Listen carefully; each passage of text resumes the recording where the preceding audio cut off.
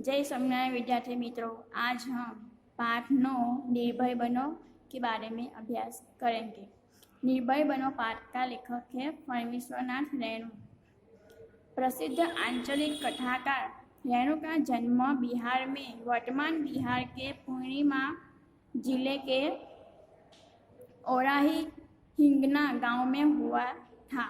उनकी शिक्षा दीक्षा उनके गांव विराटनगर तथा वाराणसी में हुई। तो विद्यार्थी मित्रों, परीक्षा में पूछा जाएगा कि परमेश्वरनाथ रेणु का जन्म कहाँ हुआ था। तो रेणु का जन्म बिहार में वर्तमान बिहार के पूर्णिया जिले के औराही हिंगना गांव में हुआ था।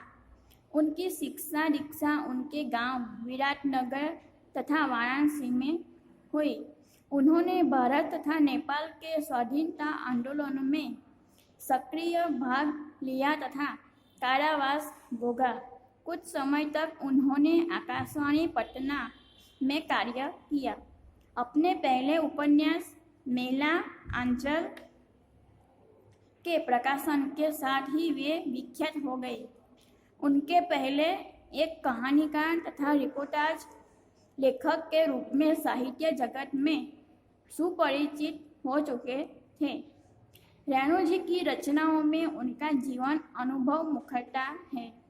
जीवन की सुरूपता कुरूपता को मानवीय सहृदयता तथा पूर्ण तटस्थता के साथ उन्होंने अपनी रचनाओं में व्यक्त किया। उनकी भाषा में लोक बोलियों के शब्दों का प्रयोग ध्यानाकर्षक है। भाषा के ताजगी और नयापन है। मेला आंचल पड़ती परिकथा जुलूस पलटू बाबू रोड कितने चौराहे आदि उनके प्रमुख उपन्यास तथा ठुमरी अग्निघोर एक आदिम रात्रि की महक आई उनके प्रमुख कहानी संग्रह है। भारत के सरकार ने उन्हें पद्मश्री की उपाधि से सम्मानित किया था। एक आदिम रात्रि की महक आदि उनके प्रमुख कहानी संग्रह है। भारत सरकार ने उन्हें पद्मश्री की उपाधि से सम्मानित किया था। यह अंश उनके उपन्यास कितने चौराहे से 7वां प्रकरण से लिया गया है। विद्यार्थी मित्रों, परीक्षा में पूछा जाएगा कि परमेश्वरनाथ रेणु का यह उपन्यास किस प्रकरण से लिया गया है। तो कितने चौराहे के 7वां प्रकरण से लिया गया है। जीवन में ही मानवीय सामाजिक मूल्यों के प्रति कथानायक मनमोहन का कैसे झुकाव होता है, इस अंश में उसका चित्रण है। शिक्षक इस पाठ से निर्भयता के गुण का विकास करने का प्रयास करेगा। प्रियोदा प्रियव्रत राय मैट्रिक में पढ़ता है। प्रियव्रत है जो मैट्रिक में पढ़ता है। स्कूल के सभी लड़के और मास्टर उसको प्यार करते हैं। स्कूल के सभी लड़के या मास्टर वो प्रियव्रत को पसंद करता है। स्कूल ही नहीं, उस छोटे से कस्बे में उसको प्रायः सभी जानते हैं। हर रविवार की सुबह बगल में झोली लटकाकर सन्यासी आश्रम के लिए मुट्ठियाँ वसूलने निकलता है। हर रविवार को सुबह में बगल में झोली लटकाकर सन्यासी आश्रम के लिए मुट्ठियाँ यानी कि अनाज वसूलने निकलता है। कभी अकेला, कभी साथियों के साथ। कभी अकेले जाता है तो कभी उसके साथियों के साथ जाता है। स्कूल का कोई छात्र या शिक्षक बीमार पड़ा कि प्रियोदा अपनी टोली के साथ उसके घर पर हाजिर। स्कूल का कोई छात्र या शिक्षक बीमार पड़ जाता है तो प्रियोदा अपनी टोली यानी कि झुंड उसका जो मित्र होता है उसको टोली कहते हैं, उसके साथ घर पर हाजिर हो जाता है। जब तक रोगी भला चंगा न हो जाए उसका दल सेवा में जुटा रहता है। रोबी और कालू प्रियोदा के दल में है। रोबी और कालू प्रियोदा के दल में है। उन लोगों ने मनमोहन को अपने साथ प्रियोदा के दल में शामिल कर लिया। हर शनिवार को परमान के उस पार बालचूर पर प्रियोडा के दल के सदस्य स्कूल की छुट्टी के बाद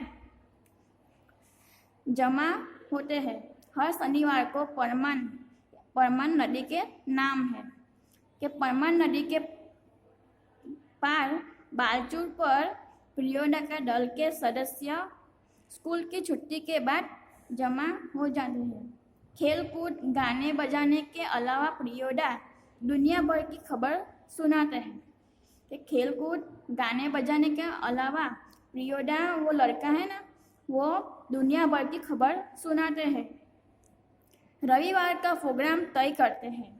किस मूल्य में कौन जाएगा मुठियाँ वसूलने। रविवार को प्रोग्राम रखता है कि किस मूल्य में कौन जाएगा अनाज वसूलने के लिए, किस बीमार की सेवा करने कौन कौन जाएगा, और कहता है कि बीमार की सेवा करने के लिए कौन कौन जाएंगे। उस दिन मनमोहन का परिचय देते हुए कालू ने कहा था, प्रियोडा यह मोना मोहन खूब तेज लड़का है, क्लब का सदस्य होना चाहता है।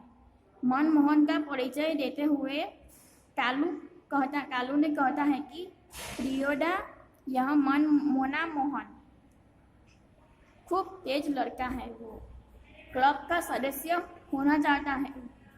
प्रियोडा ने मनमोहन को सिर से पैर तक देखकर पूछा था, भारतवर्ष के एक ऐसे आदमी का नाम लो जिसे लोग भगवान का अवतार समझते हैं।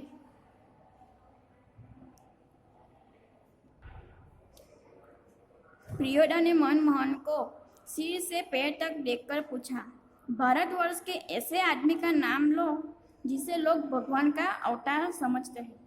प्रियोडा मनमोहन को पूछता है कि भारतवर्ष के ऐसे आदमी का नाम लो कि जिसे भगवान माना जाता है। तो कहे छे मनमोहन, महात्मा गांधी। ठीक है, तुम पढ़ लिख कर क्या बनना चाहते हो। प्रियोडा का दूसरा सवाल। प्रियोडा मनमोहन को दूसरे सवाल पूछता है कि तुम पढ़ लिख कर क्या बनना चाहते हो। मनमोहन चुप रहा, फिर बोला, वकील। सभी ठठाकर हंसे, सभी लोग हंसने पड़े, लेकिन प्रियोडा गंभीर ही रहे। बोले, ठीक है, बीमार लोगों की सेवा करना जानते हो, सीख ले, शाबाश, यदि रोगी हैजा से पीड़ित हो। मनमोहन चुप रहा, क्योंकि हैजा के नाम से ही उसे डर लगने लगता है। मनमोहन चुप रहता है और हैजा के नाम लेते हैं उसे डरने लग जाता है। गाना जानते हो? जी। तैरना? जी नहीं। प्रियोडा ने सूर्यनारायण नामक सदस्य से कहा। प्रियोडा ने सूर्यनारायण नामक एक सदस्य है उससे कहा, सूरज मोना तैरना नहीं जानता। क्या सूरज तैरना नहीं जानता? सीख जाएगा, एक दिन उठाकर पानी में फेंक दूंगा, खुद तैरने लगेगा। सूरज कहे मोना तैरना नहीं जानता, तो एक दिन सूरज को पानी में फेंक दूंगा, खुद तैरने लगेगा। सभी हंसे। सूर्यनारायण पढ़ने में कमजोर है, सूर्यनारायण पढ़ने में थोड़ा कमजोर है, लेकिन शरीर उसका मजबूत है। रोज 100 दंड बैठक करता है। पढ़ने में तो कमजोर है, लेकिन शरीर उसका बहुत मजबूत है। रोज 100 दंड बैठक करता है। उसके साथ सूरज पहलवान कहते हैं। उसके जो साथी है वो